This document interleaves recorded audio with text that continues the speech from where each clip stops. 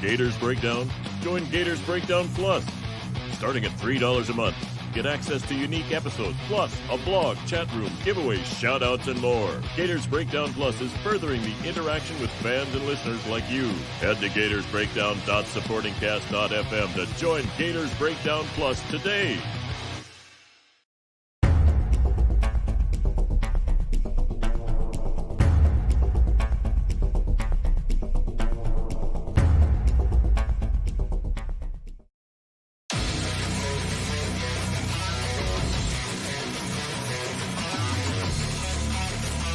Gators Breakdown, because there's never a dull moment in Gator Nation.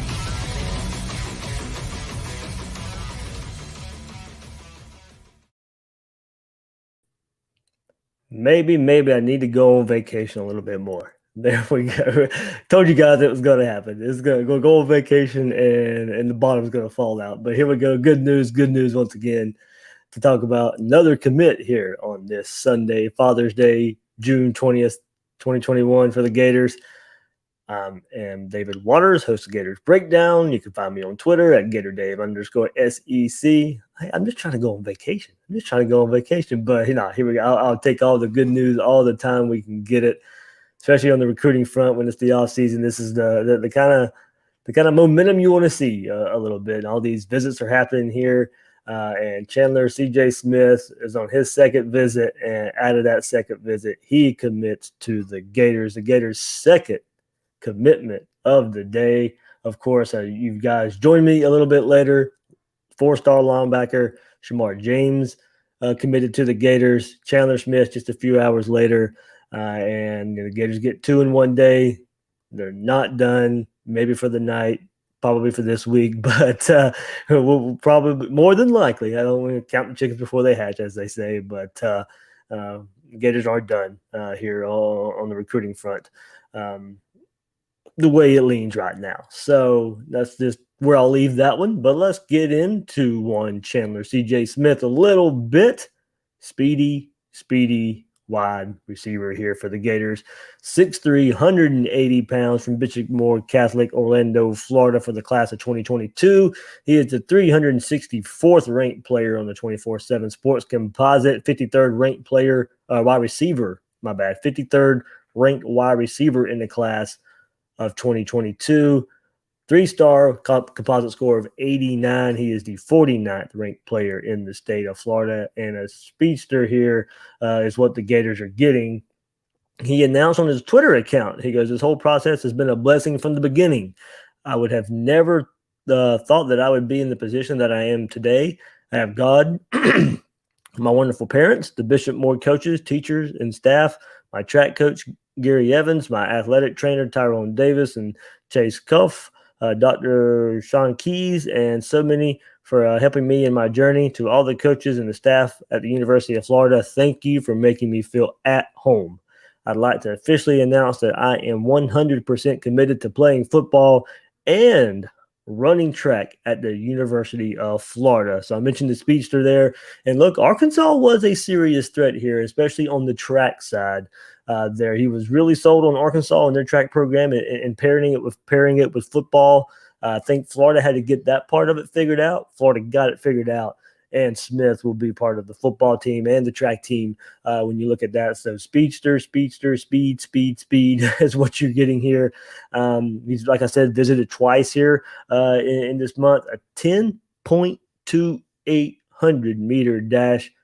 Look, the Gators are racking up the speed and at the skill position. Isaiah Bond already at wide receiver, and now you get Smith at wide receiver as well. You can tell what the Gators are trying to do at wide receiver, get some speed back on the field, and at that position, speed is dangerous. You can't replicate speed. You can't coach speed. You either have it or you don't. And here we go. The Gators, with their 8th commitment of the 2022 class, get a speedster there with Chandler Smith. And look, I mean, this is, as I mentioned, Bond, Smith now in the fold. What happens next at wide receiver? Gentry Williams is out there, of course, and you look at him, and I think he's coming off of a USC visit, as I saw on social media, that that he's posting and all the visits that you have there. So one to look out for. And from the state of Oklahoma, Oklahoma has thought to be in the lead there. But I think you look at Florida. They're not. Florida's not going to be done when you look at wide receiver. And you start just kind of maybe piecing together who that next piece could be. Evan Stewart, I know, is the big name out there. That's who I want for that final piece. If Florida's only going to take wide receivers, 3 wide receivers, Evan Stewart's my pick, the 35th ranked player in the country, 5-star wide receiver from Texas. Knows Nick Evers really good, 4th ranked wide receiver in the country. I mean, that if you could get me Bond, Smith, end it with Evan Stewart, be completely happy. Gentry Williams as well. Look, I'm not gonna be too picky when it comes to Gentry or Evan Stewart. Hopefully, one of those is in this Florida class. I think Evan Stewart probably, if I had to pick one of them out of those two, that would be the one I'd lean towards. But Florida's got some more options there. But for you to look for at near the top, the elite of the elite receivers, Evan Stewart's the way I'd like to go. When you want to start looking at maybe how Florida finishes the wide receiver class for 2022.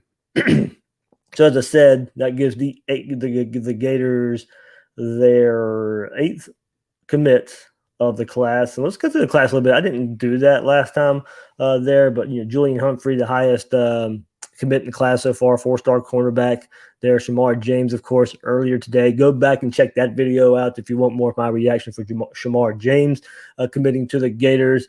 Tony Livingston, the offensive tackle there. Nick Evers, of course, the quarterback. Isaiah Bond, another wide receiver.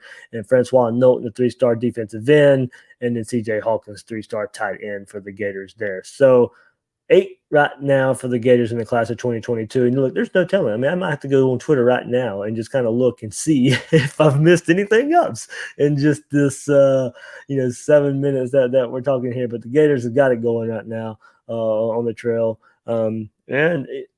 This is Smith is just get it into his hands and let him go type of player. It's I hate to say the Tony role or anything like that, but that's what you want to do. You want to just find the way to get the ball in his hands and let him take off from there. And it's just throw the ball to him, hit the X button, boom, hit the speed burst and go. So it's drawing up plays, get the ball in his hands.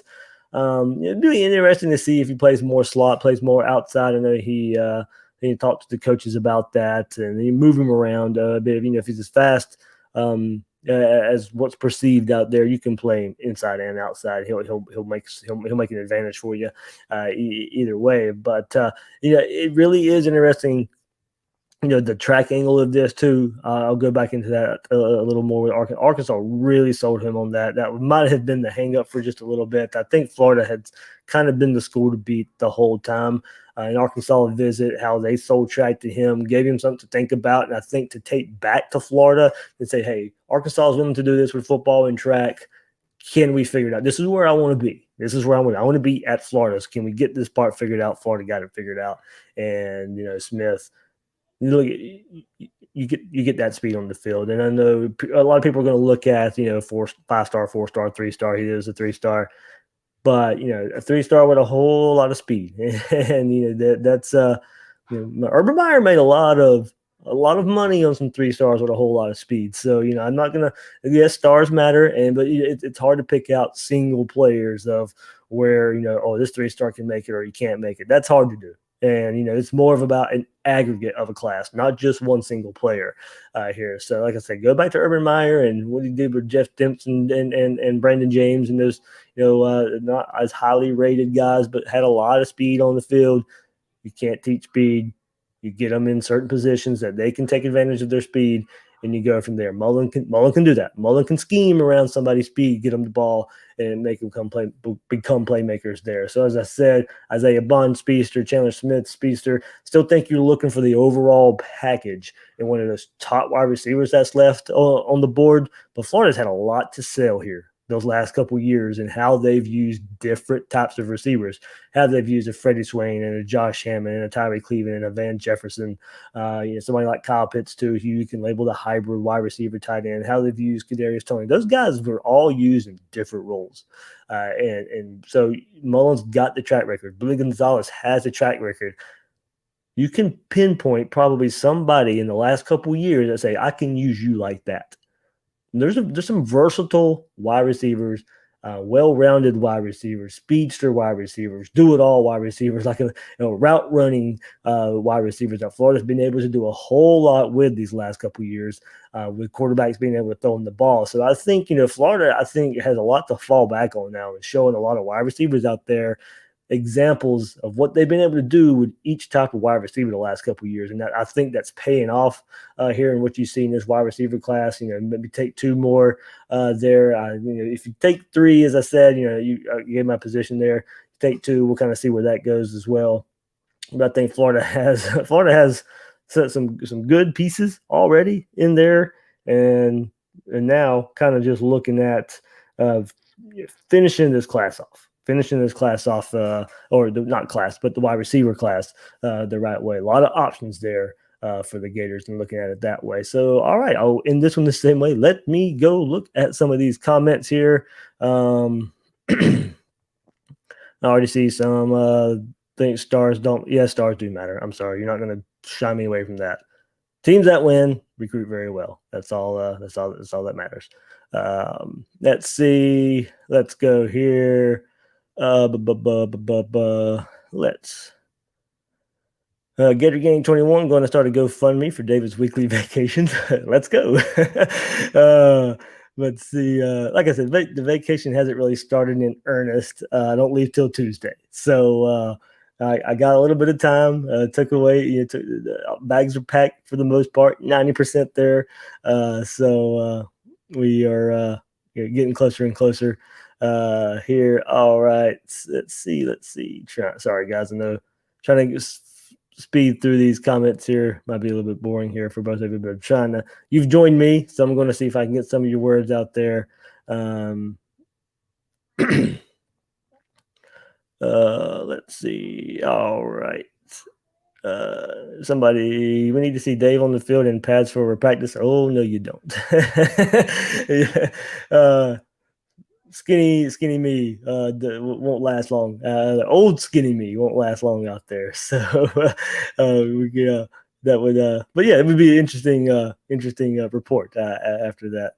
If stars mattered that much, Georgia would have a title. It's not the right way to look at it. Stars do not guarantee you'll win, but you're not winning without them. That's about the easiest way I can put it. It's pretty much, as somebody said, development is key. Absolutely. Developing 4 and 5 stars. That's how it works. That's how you win titles. Big classes as a whole, like that. That's just how it happens. Too much evidence to show otherwise. But yeah, there we go. That's just how this CJ Smith commitment breaks out there for the Gators. Not too much worried about the rankings right now. They did update it after